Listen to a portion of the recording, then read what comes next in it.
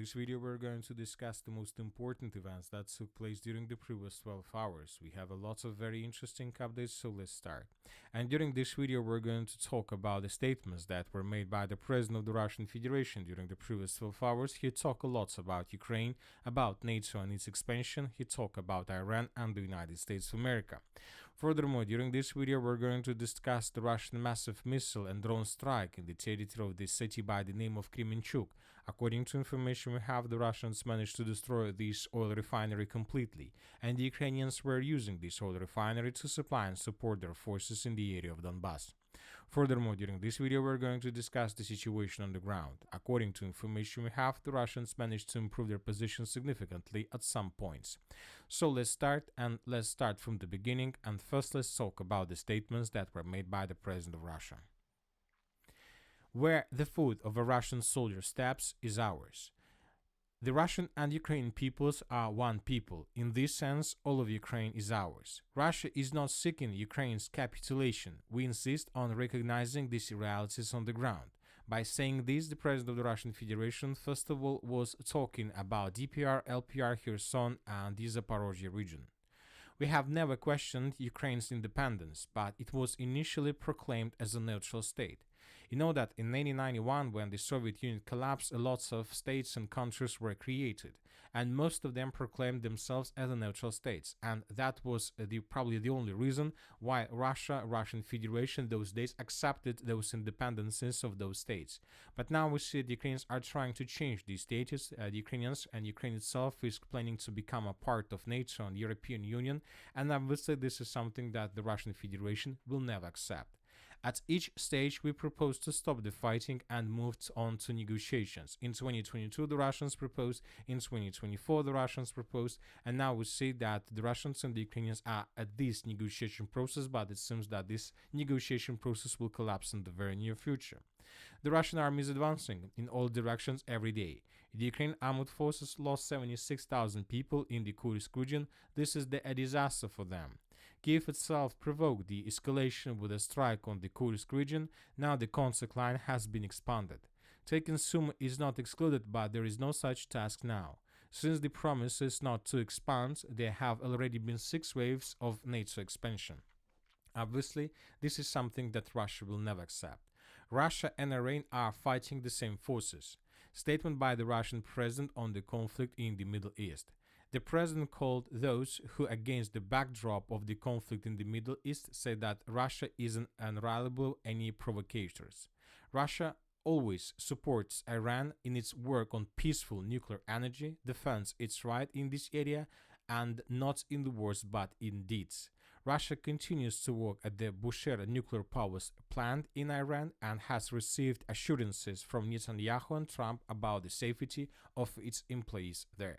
So as you can see, we are receiving more and more statements that the Russians are on the side of Iran, and most likely the Russians will improve their positions in this area.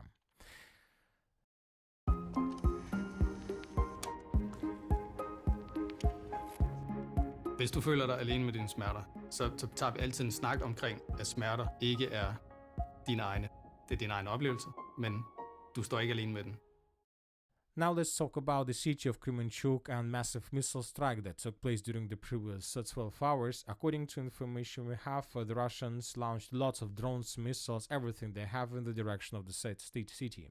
At night, the Russians launched a massive attack on the Kremenchuk. About 50 explosions were heard in the city, local publics write. I think they are destroying the Kremenchuk oil refinery again. They came up with a tactic of a mass raid on the city. What city's air defense system could withstand that, writes drone and communications expert Sergei Bishkerskov. Recently, the Russian Federation attacked an energy facility in Kremenchuk, probably the same oil refinery. So later we got this picture, and in this picture we see approximately the roads of Russian attack. As you can see, the Russians were attacking Ukraine from the northeast, from the east, from the southeast, and from the south. Very interesting waves of attack in the city, in direction of the city of Kiev. Most likely that was something like a maneuver to distract Ukrainian attention, their air defense, and to force Ukrainian thinking that they are planning to attack the city of Kiev. So most likely that forced the Ukrainians to change their plans regarding their air defense systems. And the same attack we can see in the southern direction, the Russian attack the city of Odessa, that was another, let's say, attempt from the Russian side to distract Ukraine air defense systems. But the majority of strikes took place, as you can see, in the area of the city of Kremenchuk. The Russians attacked this area with drones, with the Kaliber missiles, with cruise missiles, with Iskander missiles, and most likely with hypersonic missiles. Obviously, after this wave of attack, most likely nothing managed to survive. We are talking about, of course, the Kremenchuk oil refinery plant. And for example, we have this video, and in this video we can see explosions, exactly the moments when the Russians were attacking this territory with missiles and drones. Once again, most likely something huge was destroyed. And this is very interesting because this is a very important area. If we take a look at the map, we're going to see that there are lots of railways are moving further in the eastern direction. One of the railways goes in the direction of the city of Kharkiv, another railway goes further in the direction of the Donbass area, and now we know that the Russians are advancing in this area with the purpose to establish control for as many as possible territories. So that is why the destruction of this oil refinery and Ukrainian fuel depots can allow the Russians to improve their position significantly within the next several days. Furthermore, I would like to remind you that several days ago the Russians already bombed the territory of Kremenchuk, and this took place on the 15th of June. So several days ago, almost a week ago, the Russians attacked this oil refinery, probably with the same purposes, to destroy Ukrainian facilities, oil depots, ammo depots, and not to allow the Ukrainians to use fuel for their forces along the line of combat contact. And I would like to remind you that after this attack, the Russians managed to improve their position significantly in the Konstantinovka direction. Now the Russians repeated their attack, and we're expecting for additional changes on the ground in Russian favor in the very near future. Now let's move further and let's discuss the situation on the ground, because during the previous 12 hours, the Russians managed to improve their positions significantly. And first we're going to talk about the Donbass direction. The most important updates, as usually these days, are coming from the area of Konstantinovka. I would like to remind you that yesterday the Russians managed to improve their position significantly in the western, the southwestern parts of the settlement of Yablunovka. We discussed this video yesterday, and if you remember, the Russians used at least 2 waves of attack. The Russians were using motorcycles, the Russians were using armored vehicles in infantry fighting carriers with the purpose to attack the southwestern part from the west and from the south. And as a result of this attack, most of the mappers adjusted their maps in the southwestern part of Yablunovka. And today, several mappers expanded additional territories under Russian control, so let's compare the maps. Once again, this is the situation by the end of the 20th of June, after another Russian attack in the southwestern part of Yablunovka, and this is, for example, the situation by the beginning of the 21st of June of 2025. As you can see, the Russians finished completely the battle for the western part of Yablunovka by taking under control this small block. Now the battle for the central part has begun. At the same time, this information was provided by, as you can see, neutral mappers. And for example, we got another very interesting article published by the pro-Ukrainian sources by Deep State, and according to them, the Russians, as a result of offensive operation, managed to establish complete control over another company stronghold that is located along N32 road. So once again, during the previous 12 hours, the Russians managed to improve their position significantly in the western part of the village of Yablunovka, and the Russians continued advancing. Now, most likely, the Russians will try to establish complete control over the next strongholds and trenches and the fortifications of the armed forces of Ukraine in the central and the northwestern parts of the village of Yablunovka. So this is the next target of the Russians, and this is exactly what the Russians are doing right now, trying to collapse the Ukrainian defense in this area and to take them in cauldron, in the area of Katerinovki and in the area of the river of Krivoy Tarets. Another important article was published yesterday by the pro-Ukrainian sources. The Ukrainians are saying that the Russian armed forces has expected begun their direct great efforts at Koptiva. In the event of the capture of the village, the Russians will have many opportunities because it will be possible to attack in 3 directions. So the Ukrainians are saying that the Russians are trying to improve their position significantly exactly between the city of Pokrovsk and Pokrovsk agglomeration and the Konstantinovka agglomeration. So this is exactly the area where the Russians are advancing right now, trying to take as many as possible villages, strongholds, and trenches. So basically the Russians are trying to break through Ukrainian defense. And I would like to remind you that just yesterday we were talking about this area because from this direction we're got lots of very interesting videos. At least 3 bridges of the armored forces of Ukraine were destroyed in this area with Russian drones of Grand type.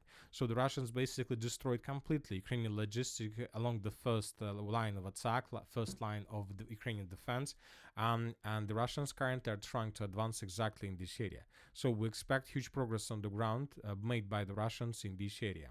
At the same time, several sources reported that during the previous 12 hours, the Russians tested Ukrainian defense in the vicinity of the village of Razina. Basically, the Russians were trying to take under control these anti-tank ditches and these tree lines. So the Russians were trying to establish a foothold right in front of the village of Razina to the northeast of the settlement of Novoekonomichne. Furthermore, the Russian sources report about additional progress on the ground in the direction of Novoekonomichne itself from the east. As for now, we have no changes on the ground, but we are waiting that during the next several days we may adjust the map like this in Russian favor, and this is going to be already the beginning of the battle for the city of Novoekonomichne and for the entire Pokrovsk agglomeration. So once again, during the next week or 2 weeks, the most important and the most interesting updates we're going to receive exactly from this area. We're talking about the territory between the Kliban-Bykskaya water reservoir, between the road M32, between the second defense layer of the armored forces of Ukraine and the city of Novoekonomichne itself. So this red line is the next target of the armored forces of the Russian Federation. If they are able to improve their positions this way, this is going to be the beginning of complete collapse of Ukrainian defense. Now let's move further and let's discuss the situation in the Dnipropetrovsk area direction. According to information we have, there are still very heavy clashes for the settlement of Zaporozhye. The pro-Ukrainian sources confirmed Russian progress on the ground, and they confirmed that the Russians indeed managed to enter the village of Zaporozhye itself, but as for now, without any changes on the ground in the village itself. The Russians managed to improve their positions around. This is very important because the battle for Zaporozhye, for this small village, started approximately 4 or 5 days ago, and we still see that Ukrainians show fierce resistance, and the Ukrainians don't allow the Russians to move further in the western direction. And according to information we have, the Russians stopped their attempts to move further in the inside of the village of Zaporozhye, and the Russians decided to outflank the village from the south. And according to many very reliable sources, the Russians managed to take under control this intersection of roads. This information was confirmed by very reliable sources that have affiliation with the group of forces East, the group that is responsible exactly for this offensive operation. So we are waiting for additional progress on the ground, and now we see that if this information is correct, that every single village in this small pocket is now by itself. We're talking about the village of Zirka, Yalta, and Zaporozhye. If this information is correct, obviously during the next several days, these territories will be taken. Furthermore, we got reports that after the fall of the village of Kamar and Vesela, the Russians began advancing in the western direction with the purpose to outflank the settlement of Shevchenko from the north and to attack and to cut the main supply lines between Voskresenka and the village of Shevchenko itself. We're talking about this supply line. Currently, this is one of the most important targets for the Russians. Furthermore, according to information we have, Russian progress on the ground and Russian offensive in the area of Shevchenko was confirmed by pro-Ukrainian sources from Deep State. This is also very important proof of Russian offensive in this area, and this information was confirmed by several neutral mappers. So now we see that the Russians continue their offensive. As we discussed in the previous videos when talking about this area, the most important target for the Russians are the villages of Velika Mikhailovka and the village of Pokrovsk. Additional details we received from the area of Malinovka. According to information we have, the Russians managed to improve their positions on the territory of the village itself in the southeastern part. I would like to remind you that just yesterday we got this video, and in this video, according to pro-Ukrainian sources, we can see the edge positions of the armored forces of the Russian Federation on the territory of this Orthodox church. The Russians took control over this territory and began digging deeper process. And based on this video, yesterday most of the mappers adjusted their maps. And today we got additional reports that the Russians managed to improve their positions even further and to establish complete control over the southeastern part, and the Russians, as we can see, continue moving further in the northwestern direction. As we discussed in the previous videos, most likely the Russians, when talking about this direction, are going to advance and to establish complete control over the territory along this red line. So everything here most likely is the task of the armed forces of the Russian Federation. And that's it for the short video. Military Summary channel reminds we condemn any violence in the world. Thank you for watching, subscribe to my channel, put your likes, join my Patreon, and have a good day. Bye bye.